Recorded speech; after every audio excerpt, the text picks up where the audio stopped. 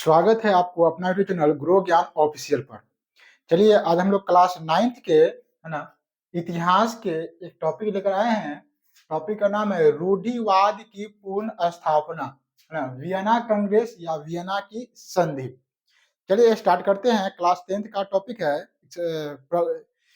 प्रश्नावली 1 यानी कि चैप्टर नंबर 1 का टॉपिक है यह, है ना। रूढ़िवाद की पूर्ण स्थापना। रूढ़िवाद क्या होता है इसके बारे में पहले समझते हैं। रूढ़िवाद क्या होता है? रूढ़िवाद ऐसा व्यवस्था है जो पुराने पुराने समय से चली आई एक पद्धति है। पुराने चली तरीके से पुराने समय से चला आया एक व्यवस्था है। उसी व्यवस्था को बोलते हैं रूढ़िवाद। यहाँ पर रूढ़िवाद का मतलब हुआ निरंकुश यानी कि राजतंत्र। पहले के जमाना में निरंकुश शासक हुआ करते थे, राजतंत्र हुआ करते थे फ्रांस में। तो फ्रांस में जब नेपोलियन बोनापार्ट आया, है ना, तो सारे के सारे जो राजा थे उनको खत्म कर दिया और बहुत से राज्यों के जीतकर जर्मन महासंघ बनाए थे। 39 राज्यों के जीतकर और लगभग लगभग पूरा फ्रांस लेके यूरोप में लगभग लगभग बहुत से ऐसे राज्य है उनको पूरा एक कर दिया और लगभग लगभग वहां पर सभी के अंदर सबको अंदर, है ना, मतलब राजाओं का जो व्यवस्था था वो रूढ़िवाद व्यवस्था पुरानी उसको समाप्त करके और एक गणतंत्र देश का निर्माण कर रहे थे। लेकिन फिर एक आ गया समस्या। कौन आ गया? यहाँ पर मेटरनिक का आगमन हो गया। जैसे ही मेटरनिक का आगमन हुआ, है ना, तो वियना कांग्रेस और वियना संधि में क्या हुआ कि मेटरनिक और नेपोलियन में युद्ध हुआ। कौन युद्ध हुआ? तो वाटरलू 1815 में हुआ था वाटरलू का युद्ध। नेपोलियन और मेटरनिक के बीच हुआ था युद्ध 1815 में वाटरलू का युद्ध। इसमें नेपोलियन क्या किया? बुरी तरीका से हार गया, पराजय हो गया नेपोलियन का। नेपोलियन बुरी तरीका से हार गया, है ना। इस युद्ध में कौन कौन राष्ट्र हराने वाले थे नेपोलियन को? देखिए नेपोलियन को हराने वाला राष्ट्र था ब्रिटेन, है ना, रूस, प्रसा और ऑस्ट्रिया। चार देश मिलकर एगो, है ना, नेपोलियन को हरा रहा था, है ना। इसमें अध्यक्ष था, इस युद्ध का अध्यक्ष ऑस्ट्रिया का चांसलर जिसका नाम था, है ना, मेटरनिक। मेटरनिक क्या था? अध्यक्ष था। ऑस्ट्रिया का चांसलर बोलते हैं। याद रखेंगे एग्जाम में क्वेश्चन आएगा कि ऑस्ट्रिया का चांसलर किसे कहते हैं, तो आंसर हो जाएगा आपका मेटरनिक। एग्जाम में क्वेश्चन आएगा वाटरलू का युद्ध कब हुआ, तो 1815 में। वाटरलू के युद्ध में किसका पराजय हुआ था? तो नेपोलियन का। वाटरलू के युद्ध में मेटरनिक की तरफ से कौन कौन देश लड़ रहा था? ब्रिटेन, रूस, प्रसा और ऑस्ट्रिया, है ना। यहाँ से ऑब्जेक्टिव क्लियर हो जाएगा। वाटरलू के युद्ध में, है ना, वाटरलू का युद्ध का मेन अध्यक्ष कौन था? तो मेटरनिक। याद रखेंगे। इधर से नेपोलियन बोनापार्ट।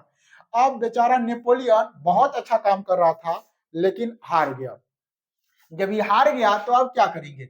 हारने के बाद जब कोई देश, है ना, हार जाता है, याद रखिए कोई भी झगड़ा होगा जब कोई व्यक्ति हार जाता है तो हारने के बाद क्या होता है? संधि होता है। हमेशा बैठ कर ना बातचीत के मदद से ही झगड़ा को सुलझाया जाता है।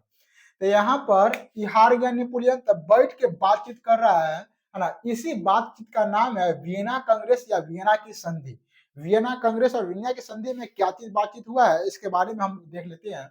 यहाँ पहला नंबर में है नेपोलियन युग का अंत और मेटरनिक युग का आरंभ। अब नेपोलियन का राजपाट सब खत्म, है ना। अब आ गया मेटरनिक। जीता कौन? तो मेटरनिक। तो मेटरनिक का युग का क्या हुआ? आरंभ हुआ है। नेपोलियन के युग की अंत हो गया है।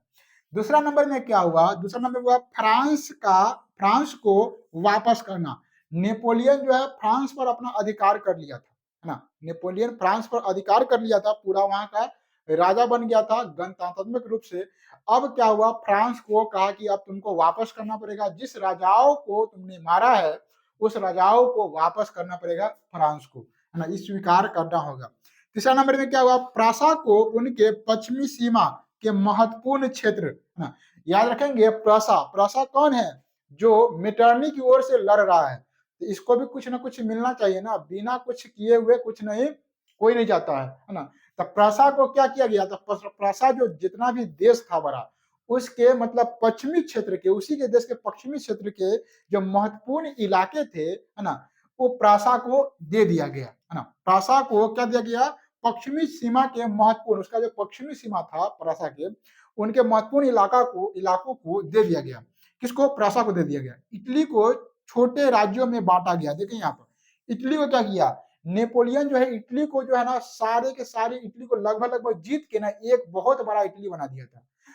अब क्या किया मेटरनी कि पूरा इटली पर शासन करने के लिए छोटे छोटे छोटे छोटे टुकड़ों में बांट दिया गया, ताकि उन पर शासन करना आसान हो जाएगा, है ना, और राष्ट्रवादी भावना जागृत नहीं होगा। अगला है रूस को पोलैंड के एक भाग देना। कह रहा है कि रूस, अब रूस को भी क्या वो देश लड़ रहा है, देख लीजिए यहाँ, ब्रिटेन, रूस, प्रसा, ऑस्ट्रिया, हर एक लड़ रहा है, ठीक है। इसमें सबसे मेन है ऑस्ट्रिया, जहां का चांसलर कौन है, मेटरनी। अभी रूस भी कुछ ले रहा है, प्रसा तो ले लिया पश्चिमी भाग अपना इलाका के, रूस भी ले रहा है, अब ब्रिटेन भी। इस प्रकार से हर एक देश अपना अपना कुछ ना कुछ ले रहा है। देखिए यहाँ पर रूस क्या कर रहा है, रूस को पोलैंड का एक भाग, पोलैंड का जो है ना, पोलैंड एक देश है, उसका एक भाग रूस को दे दिया गया, रूस ले लिया, ठीक है। नेपोलियन द्वारा पराजित राजवंशों का स्थापना करना, पुनः से स्थापना, फिर से स्थापना करना। नेपोलियन जो भी मतलब देश को जीत लिया था, जो भी राजाओं को हरा दिया था, जो भी राजवंश को हरा दिया था, उनको फिर से स्थापना करना मुख्य उद्देश्य था वियना की संधि में या वियना कांग्रेस में।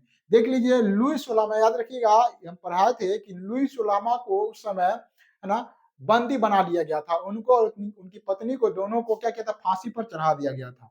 यहाँ पर लुई सुलामा के बाद लुई 18वां आया है, और इसको क्या किया गया है ना, फ्रांस को का सम्राट बना दिया गया है, राजा बना दिया गया है, क्योंकि राजवंश था, उन्हीं के राजवंश से आते हैं। और एक महत्वपूर्ण काम किया गया, 39 राज्यों के जर्मन महासंघ जो बनाया था नेपोलियन, उसको भंग नहीं किया गया। 39 राज्यों के जो जर्मन महासंघ बनाया था, उनको भंग नहीं किया गया। इस प्रकार नेपोलियन, है ना, नेपोलियन द्वारा हारे जाने पर ये सभी चीज को लागू किया गया, और वियना की जो संधि है इन्हीं को कहते हैं, है ना। नेपोलियन बोनापार्ट को हराकर मेटरनिक अपना युग को आरंभ करता है, और अपना युग आरंभ करने के बाद जो पुरातत्व व्यवस्था था, जो पुराना व्यवस्था था, उन्हीं को फिर से लागू करता है। उन्हीं को बोलते हैं वियना की संधि या वियना कांग्रेस। बताइए दोस्तों वीडियो कैसा लगा, अच्छा लगेगा तो वीडियो लाइक करिएगा, सब्सक्राइब करिएगा और शेयर करिएगा। जय हिंद।